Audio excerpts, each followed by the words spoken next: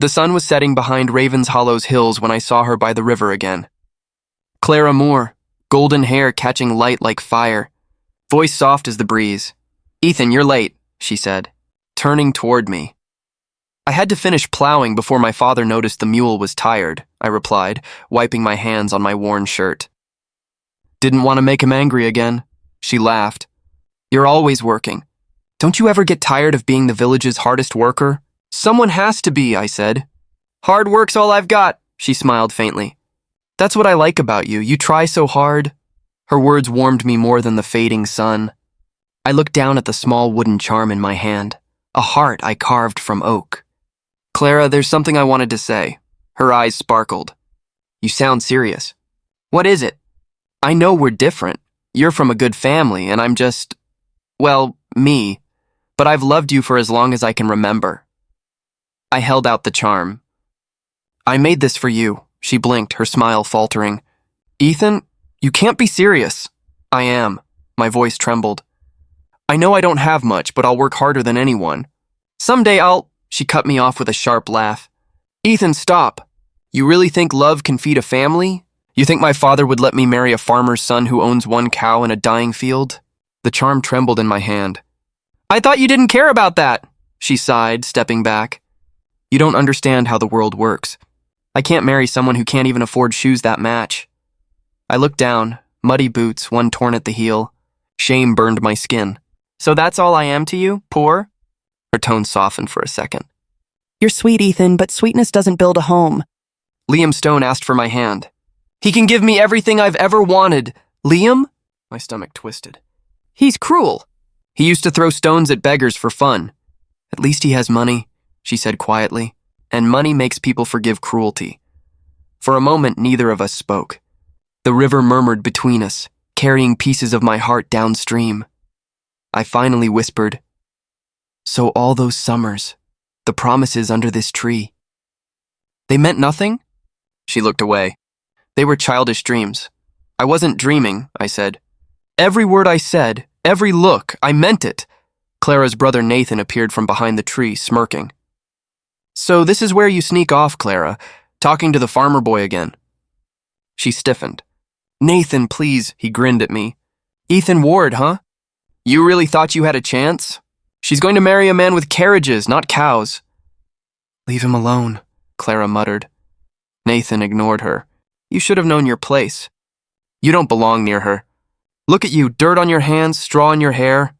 You think love washes that away?" I clenched my fists but stayed silent. Fighting him would only prove him right. He snorted. "You'll never be good enough for her. Never." The words hit harder than any punch. I turned to Clara. "Is that what you believe too?" Her lips trembled, but she nodded. "Yes." The charm slipped from my hand into the dirt.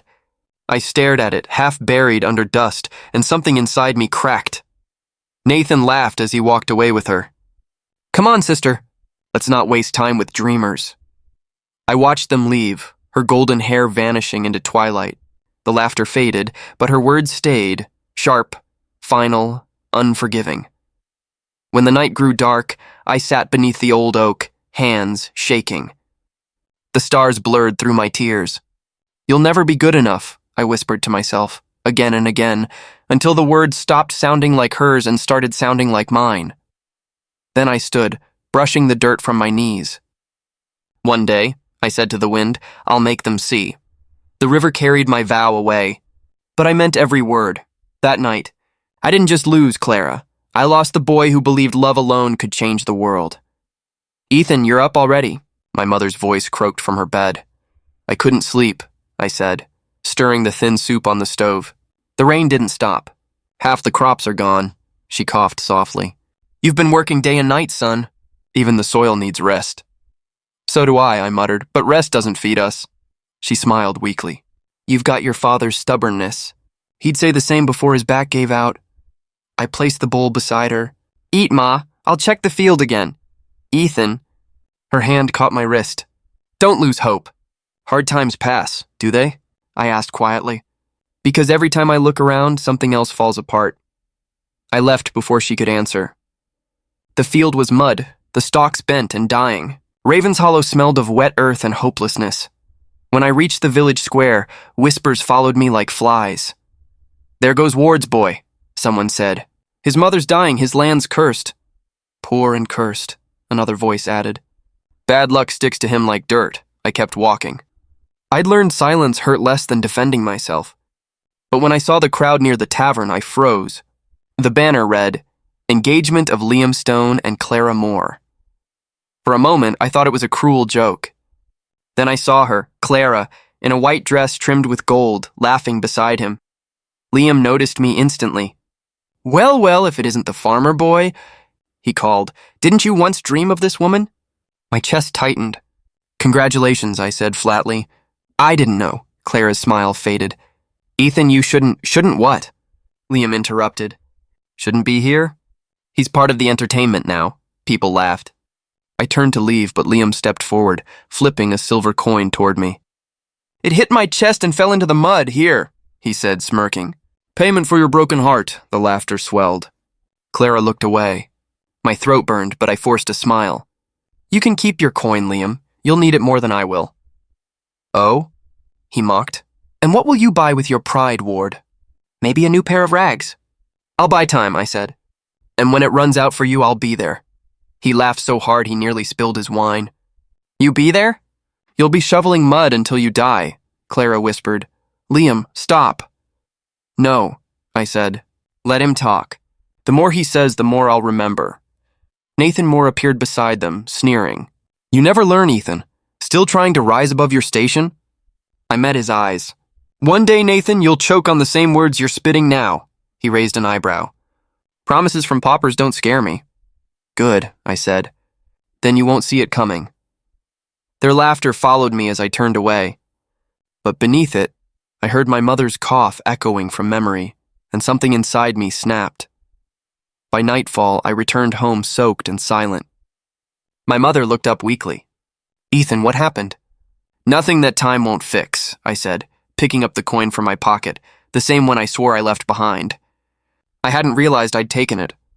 It gleamed faintly in the lamplight. She saw it and frowned. "Where did you get that?" "From someone who thinks it's worth more than a man's heart." Her eyes softened.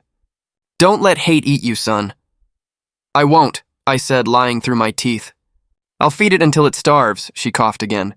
"Ethan, promise me you'll leave before it destroys you too." "I promise," I whispered. I packed that night.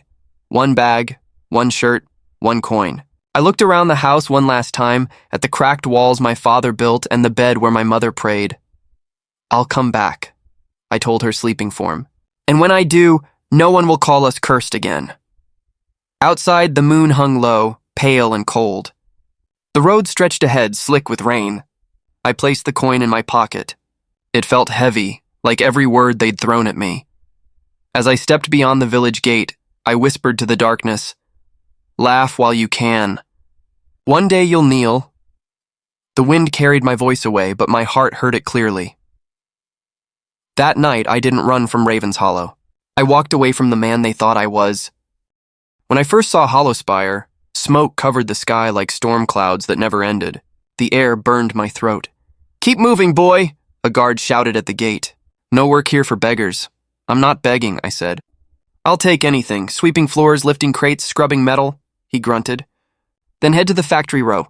They always need hands too desperate to quit." That was how I found myself in a warehouse filled with noise and heat. Machines roared like beasts. Sparks rained from the ceiling. I grabbed a broom and started sweeping before anyone told me otherwise. A man with gray hair and grease-stained gloves looked up from a desk. "You knew?" he asked. "Yes, sir," I said. "Ethan Ward," he nodded. "Henry Blake, foreman here. You've got steady hands. Keep your head down and work hard." That's all I ask. I worked until my fingers blistered. When the whistle blew, others went to the tavern. I sat near the furnace, watching the gears turn. "You're still here?" Henry asked one night. "I like watching how things move," I said. "How they fit together." He smiled faintly. "Most men here just watch the clock. You've got curiosity. Don't lose it." "I can't afford to," I replied. "Curiosity's all I have left." He tossed me a crust of bread. "Then feed it." That became our routine. Days bled into nights. I worked, asked questions, watched him draw plans on worn parchment. "Why do you stay here?" I asked once. You could have left, built your own shop, he chuckled. When I was your age, I thought the same. Then I realized building something matters more than owning it. I frowned. Owning it means freedom and responsibility, he said. But you'll learn that when it's your turn. One evening, a belt snapped and nearly took a man's arm. While everyone panicked, I jammed a pipe into the gear to stop it. Henry grabbed my shoulder. You saved his life. I just didn't want anyone else to suffer, I said. He nodded. Come tomorrow night. I'll teach you how these machines truly work. For months, we met after hours. He taught me about pressure, motion, and trade routes. I learned faster than I thought possible. You've got a mind for numbers, he said one night. Ever thought of business? I shook my head. I can barely read. Then we'll fix that, he said. A sharp mind is wasted if it can't speak the language of money. He brought me books, ledgers, trade manuals, blueprints. I read by candlelight, tracing every word with my finger. Why are you helping me? I asked him once. He paused, staring at the flame. Because once someone helped me. I didn't deserve it either, I smiled. Then I'll earn it. You already are, he said. Years passed quietly. I rose from cleaner to mechanic, from mechanic to designer. My clothes changed, my voice steadied, but the memory of that silver coin never left my pocket. One morning, Henry coughed violently, gripping the table. You all right? I asked. Just old bones complaining, he said. You'll run this place one day. I'm not staying here forever, I told him. There's a village I need to return to. He nodded slowly. Then make sure you return as more than you were. That night, I looked out over the city's chimneys. More than I was, I repeated. That's the only way. By 26, I owned a workshop, small, loud, alive. Men twice my age took orders from me. We built parts no one else could. Every machine carried the lessons Henry gave me and the anger I refused to let die. When he visited one last time, he handed me a rusted gear. Keep it, he said. A reminder that even the smallest piece can move giants. I turned it in my hand. And what about you, Henry? He smiled. I've already done my part. Now it's your turn to build something that lasts. After he left, I stood by the window, watching the smoke twist into the gray sky. For the first time in years, I didn't see filth or fire. I saw the foundation of the man I was becoming. 6 years had passed since I left Raven's Hollow. The city had turned my hands into steel and my heart into stone. Yet when I held the letter with my mother's name written in trembling ink, the iron inside me melted. She's gone, I whispered, staring at the seal that bore the mark of home. Henry's old words echoed in my head. When it's your turn, build something that lasts. I built it. Ward Industries. Ships, gears, and trade routes that reached beyond Hollowspire's smoke. But none of it could fill the space her voice once lived in. I ordered the carriage ready.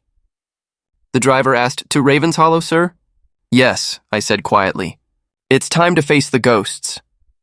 The road back was lined with trees that had seen me run away as a boy. Now they bowed under the wind as if whispering, he returned. When the village gates appeared, 2 guards stood straight. One whispered, That's Ethan Ward. The beggar boy? The other said. He's richer than Lord Stone now. Their words didn't matter. I stepped down, boots striking the same dirt that once clung to my bare feet. People froze mid-step. Faces I once knew turned pale. Mr. Ward, a merchant stammered. Welcome home, sir. Strange? I said, walking past him. How quickly memory fades when gold arrives. He forced a laugh. You've changed, sir. The village is proud of you. Were they proud when they called me cursed? I asked. Silence swallowed him. I moved toward the old square where laughter had once chased me out. Now every whisper bowed. Is it true he owns half the factories in Hollowspire? A woman muttered.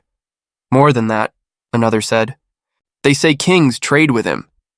I ignored them all until I saw the church hill, the same path I'd taken to escape years ago. My carriage followed behind, its silver edges glinting like mockery against the mud.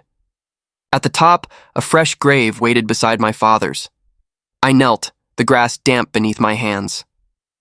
I made it, Mother, I whispered, but I was too late. The wind moved through the leaves like a sigh. I rested the silver coin, the same one Liam had thrown at me, on her stone. He called me a beggar that day. I kept this so I'd never forget what I had to become. Ethan? A voice called behind me. I turned. Clara stood at the path's edge, her dress worn, her eyes hollow. Behind her stood Liam Stone, thicker now, his fine clothes strained by greed and failure. "It really is you," Clara said softly. "I heard you returned." I rose. "You heard right," Liam forced a smile. "Ward Industries, isn't it? Impressive for a boy who once begged for work." "Impressive that you remember," I said. Not many recall the moments they threw coins at. His jaw tightened. "You still holding grudges?" "No," I said. "Just memories." Clara stepped closer. "Ethan, I'm sorry for everything." I was young, foolish, and honest, I interrupted. "You chose comfort." "I can't blame you for that." Her eyes watered. "You've changed. So have you," I said. "But not the way I hoped," Liam scoffed. "Don't stand there acting noble. We all know you came to flaunt your wealth." "If I wanted to flaunt it," I said evenly, "you'd be on your knees polishing my boots." He flushed red. "Careful, Ward. Raven's Hollow still remembers its lords." I met his glare. "Lords fall when their fields die and their debts rise. I know your trade routes failed, Liam. The city talks." He swallowed hard, saying nothing. Clara looked between us. "Please, don't fight." "This place has seen enough hatred," I exhaled slowly. "You're right." I looked toward my mother's grave. "I didn't come for revenge." "Then why return?" She asked to say goodbye, I said. "And to promise her something," Liam sneered. "A promise won't change the past." "No," I said, stepping closer, "but it can change what comes next." I turned back to the grave and whispered, "I won't seek vengeance, Mother. I'll build justice, through deeds, not destruction." The wind shifted again. For a moment, I thought I heard her voice in it. "That's my son." When I rose, Clara wiped her eyes. "You're not the boy I remember." "I buried that boy here today," I said, touching the stone one last time. As I walked down the hill, the villagers bowed along the path. Once I would have felt triumph. Now I felt only distance. The same ground that once rejected me now waited for my forgiveness, and I wasn't sure if I could give it. The rumors reached me before they did. "Liam Stone's trade ship sank," my clerk whispered. "He owes half the merchants in Hollowspire." I leaned back in my chair. "Then it won't be long before he remembers the name Ethan Ward." He blinked. "You'd help him, sir?" I smiled faintly. "Help? Perhaps. Depending on how he asks." The next morning, a messenger arrived. The seal on the letter was cracked, the ink smudged as if written in haste. "Requesting audience?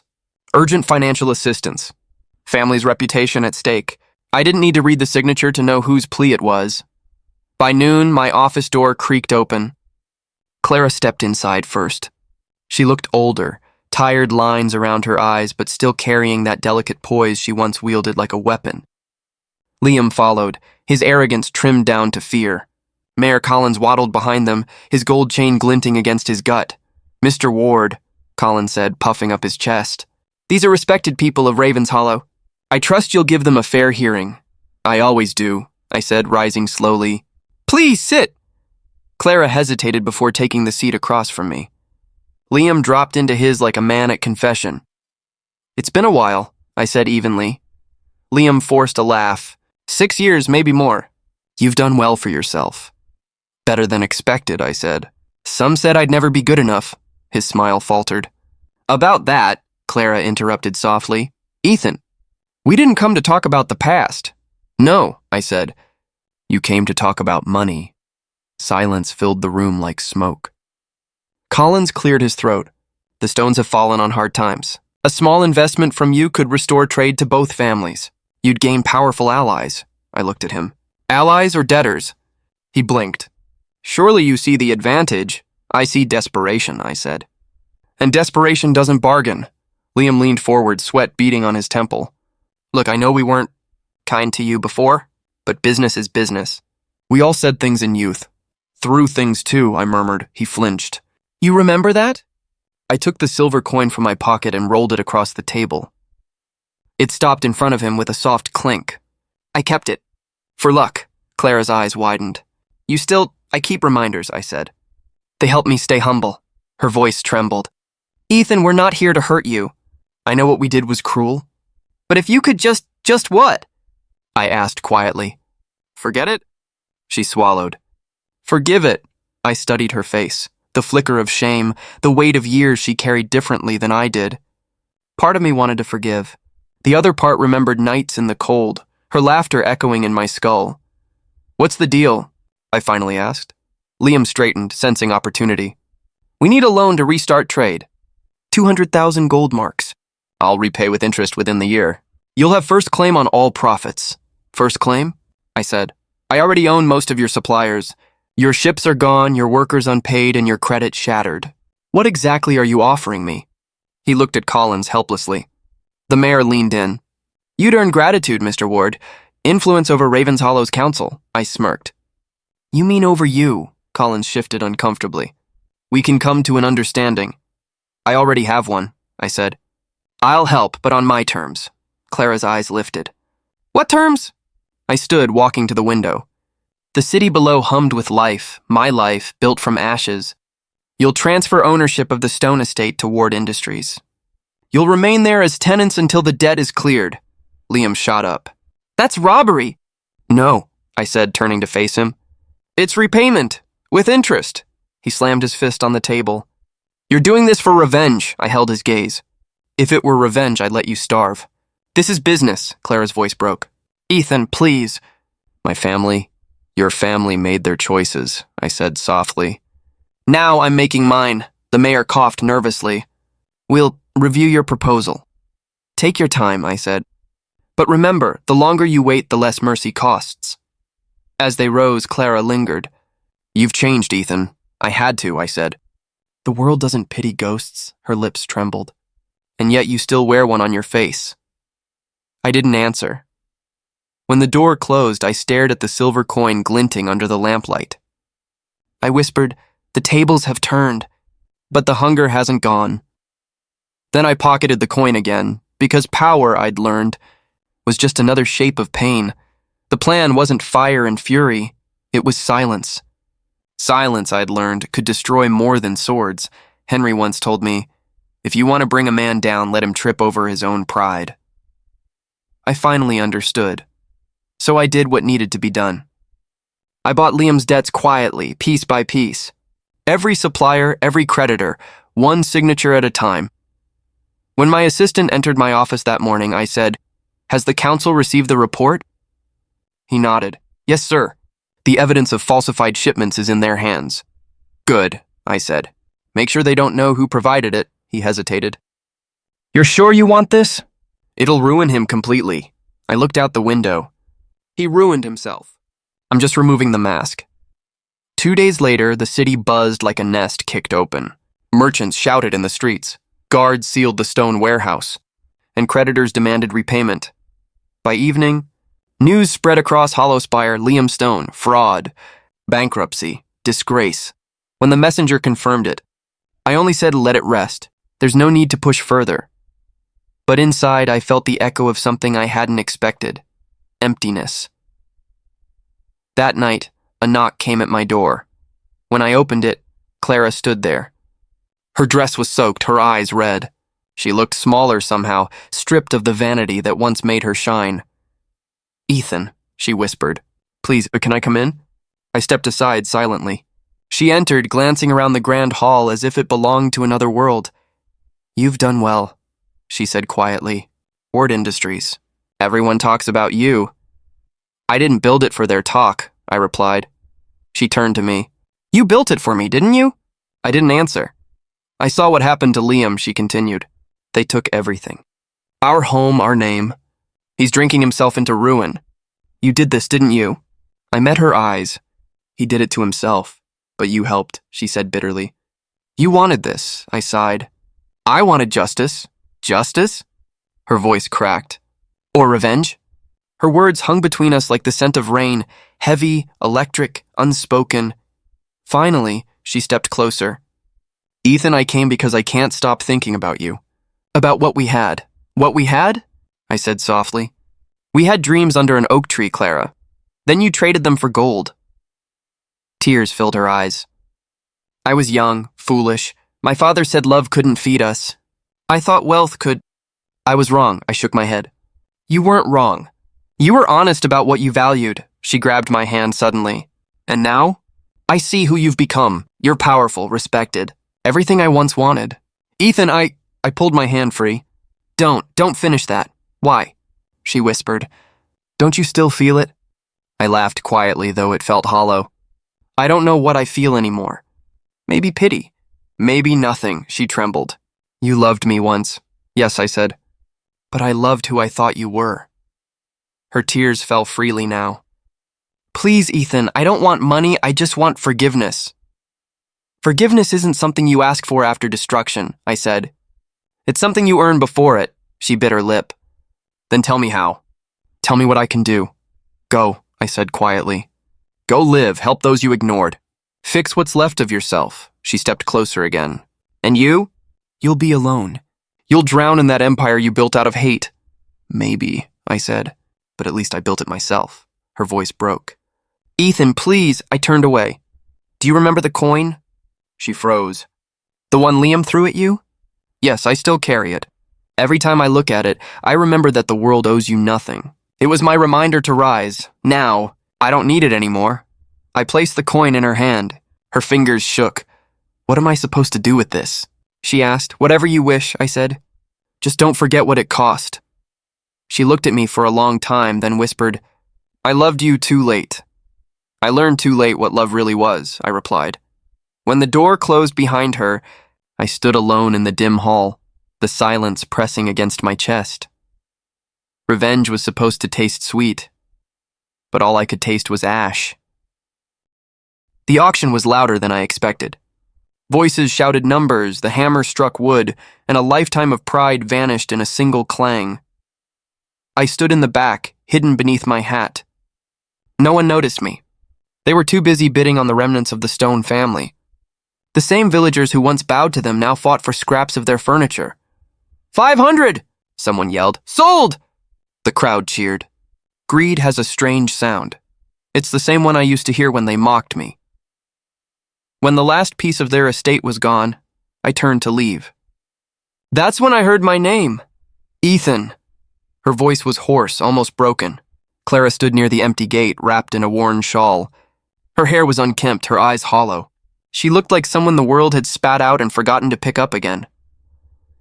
You shouldn't be here, I said quietly. I needed to see you, she whispered. I thought maybe you'd come. I didn't come for you. I know, she said. You came to watch, I met her gaze. Maybe I came to remember. She stepped closer, her shoes sinking in the mud. Then remember this, she said. You won. You have everything. We have nothing. My father is sick, he won't last the winter. Liam, he barely speaks. You took everything from us. I didn't take, I said. You gave it away years ago. Her eyes filled with tears. Is this what you wanted? To see me beg? No, I said. I wanted to see the truth. She clenched her fists. The truth is I was wrong. I thought love was a luxury. I thought money could protect us.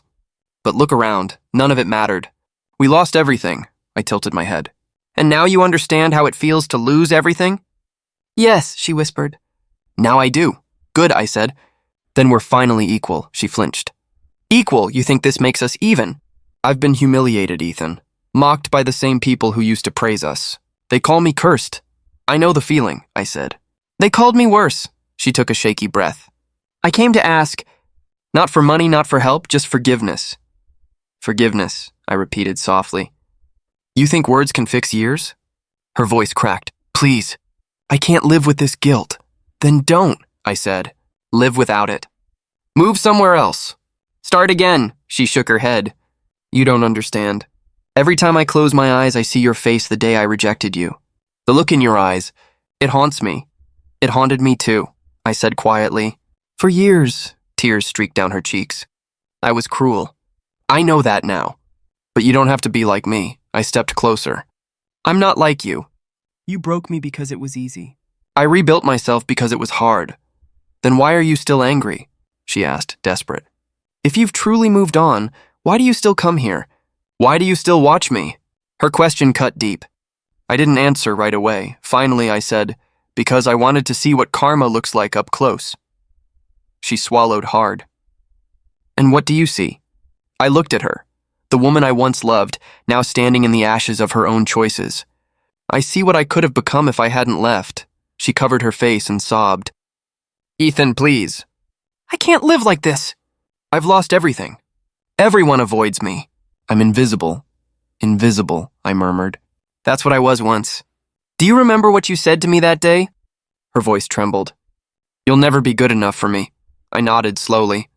Now you know what it feels like to be unseen? She reached for my hand. Please, don't leave me like this. I stepped back. You left me long before I ever left you. Ethan, I wish I could forgive you, I said. But some words stay carved too deep. The wind blew between us, carrying the sound of the villagers celebrating in the distance. She stood motionless, framed by the ruins of her father's house. I turned to go. Behind me, her voice cracked like glass. Do you still hate me? I stopped but didn't turn around.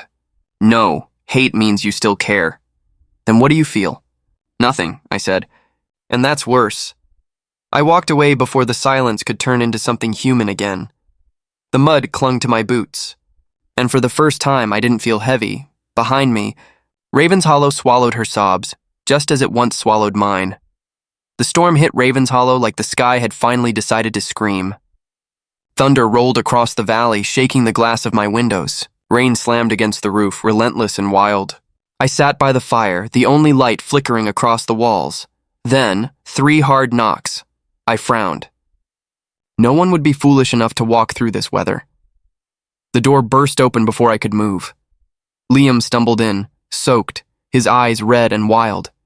His shirt clung to him, torn at the collar. In his right hand, something glinted under the firelight. Ethan, he shouted, his voice slurred. You think you're a god now, don't you? I stood slowly. You shouldn't be here, he laughed, bitter and broken. You ruined me. You and your damned money, your lies, your games. I didn't ruin you, I said. You did that yourself, he pointed the knife at me. You think you can take everything, my home, my wife, my name, and walk away clean? I took nothing, I said calmly. You gambled it all away, he staggered forward. You think I don't know what you've done? You turned everyone against me. You whispered, you plotted. I didn't have to, I said. Your actions spoke louder than I ever could. He slammed the knife onto the table. You think you're better than me? No, I said quietly. Just different. His eyes burned. You want to see what a desperate man looks like? I already have, I said. He lunged. The table crashed between us. I grabbed his wrist as the knife swung down, twisting it hard until it fell into the firelight. He roared, shoving me back, but I caught his shoulder and threw him against the wall. The knife clattered to the floor. For a second, we both froze, our breaths loud against the thunder. Go home, Liam, I said. Before you make things worse. He spat blood. You took her from me, I shook my head. She left long before I came back. He charged again, fists flying. One hit my jaw, another missed. I caught him by the collar and slammed him down. The floorboards shuddered beneath us. Stop, I shouted. Kill me, he yelled back. Do it! Everyone already thinks you're the hero. Prove it. I'm not a hero, I said through clenched teeth. I'm just done being your victim. I let go. He fell onto his knees, the knife inches away. The firelight flickered across his face, mud, rain, and regret blending into something almost human. He started to sob. Everything I had, it's gone. Because of you, I said softly. Not me, he looked up. You don't know what it's like to lose everything. I do, I said. You just weren't watching. Lightning flashed through the window, turning the room white. And in that moment, I saw the boy he once was, the arrogant son of a merchant who thought the world owed him everything. He wasn't a villain anymore. Just a man broken by his own choices. Then a voice screamed from outside. Liam! Clara. She ran through the rain, barefoot, her hair plastered to her face. She fell beside him, clutching his shoulders. What did you do? He sobbed into her lap. I tried to make him pay. She looked up at me, her voice trembling. Please, don't call the guards. I won't, I said. He's already punished enough. The villagers had gathered outside their doors, faces lit by lanterns. The rain poured harder, but none of them moved. They all saw it. Liam, the man who once mocked me, kneeling in the mud. Clara turned toward me. Why didn't you finish it? Because I already did, I said. She stared, confused. Years ago, I added, when I stopped needing your approval.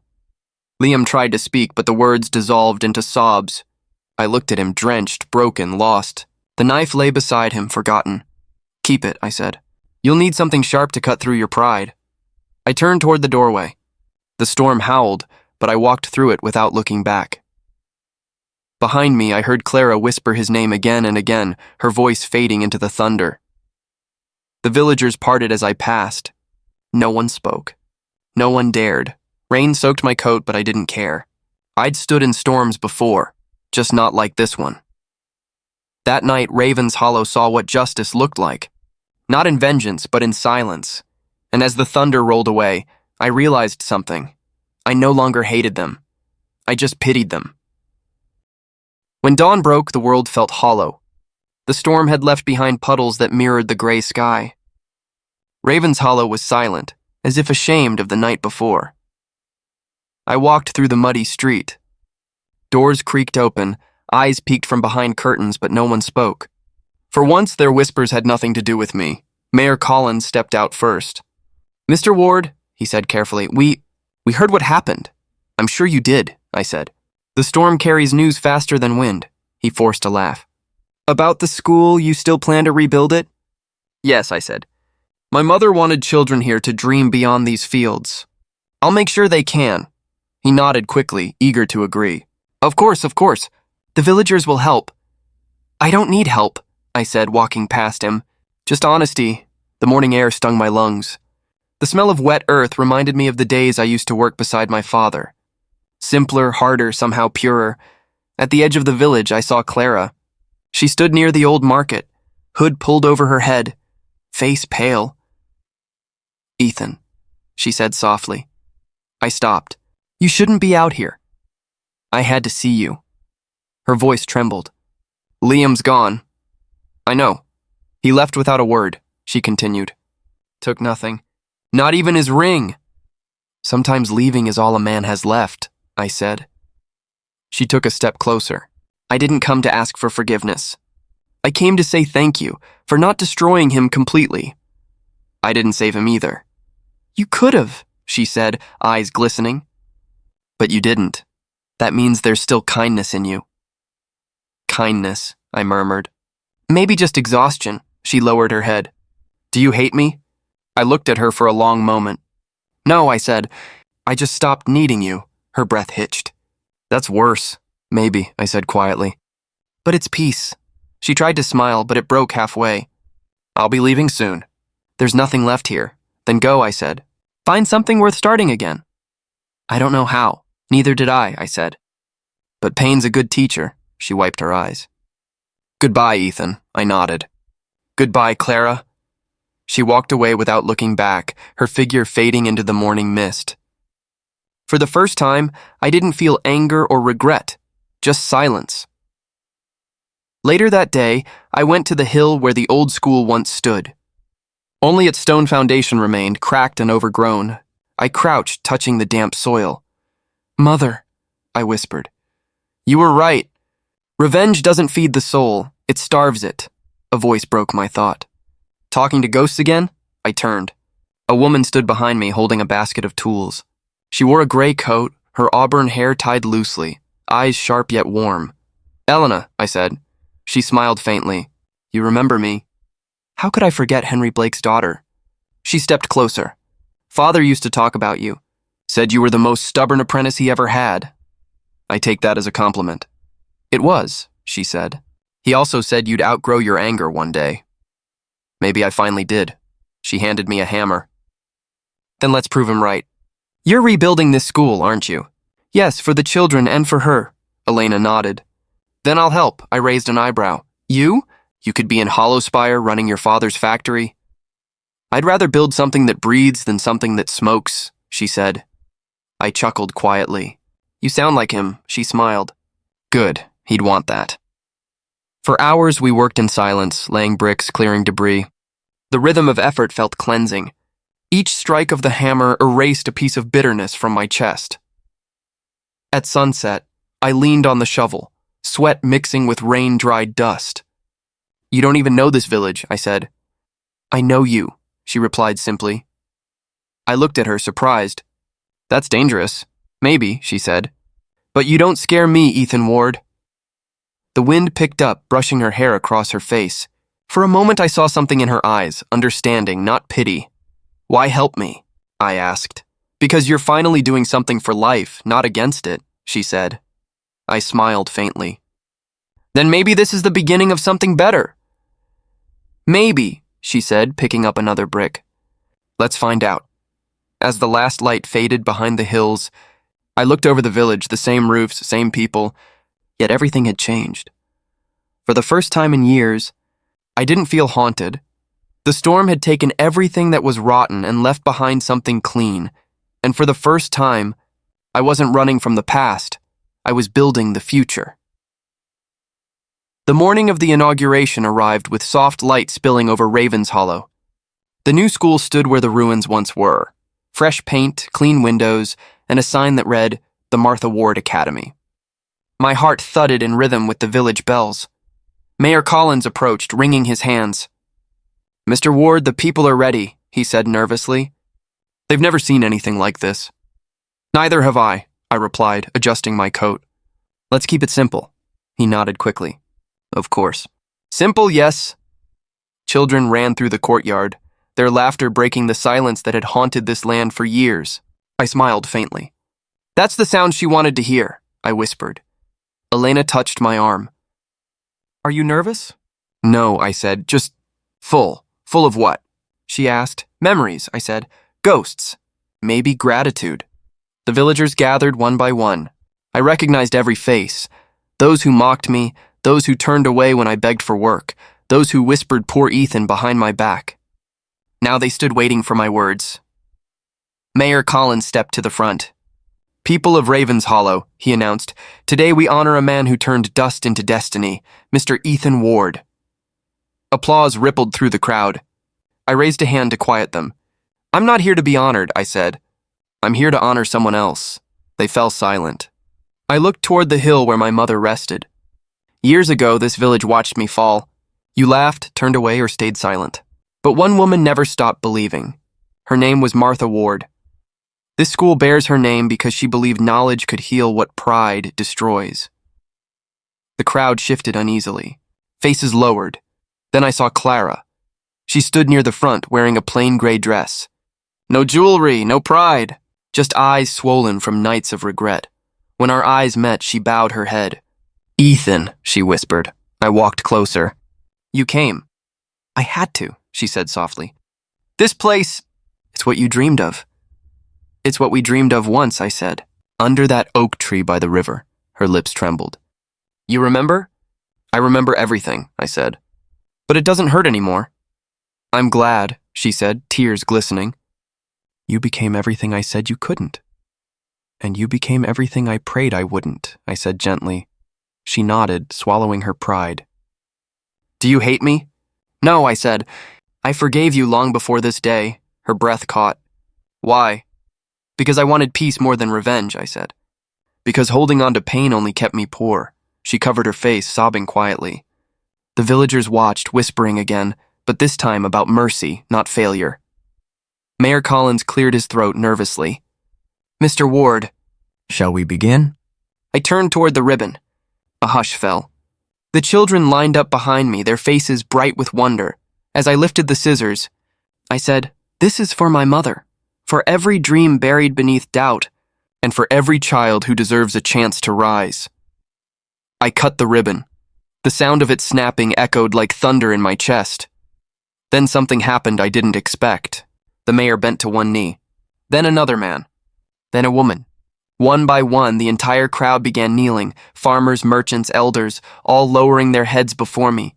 Clara knelt too, tears streaming down her cheeks. "Elena," I whispered, stunned. "Why are they doing this?" She smiled faintly. "Because they see it now, the truth you carried when no one else did."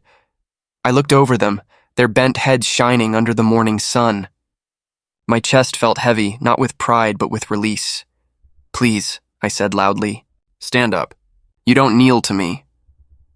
They hesitated.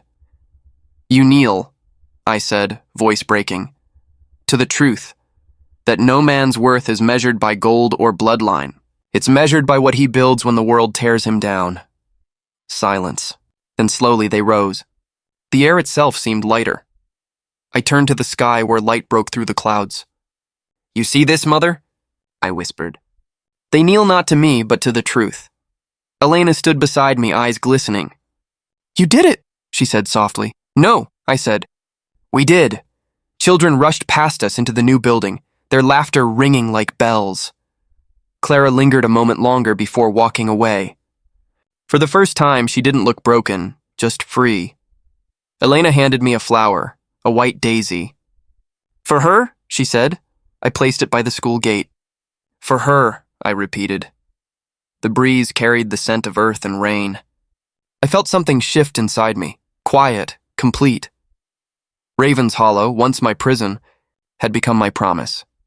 And as the crowd dispersed, I finally understood revenge fades but redemption stays. I closed my eyes and smiled. "Rest easy, Mother," I whispered.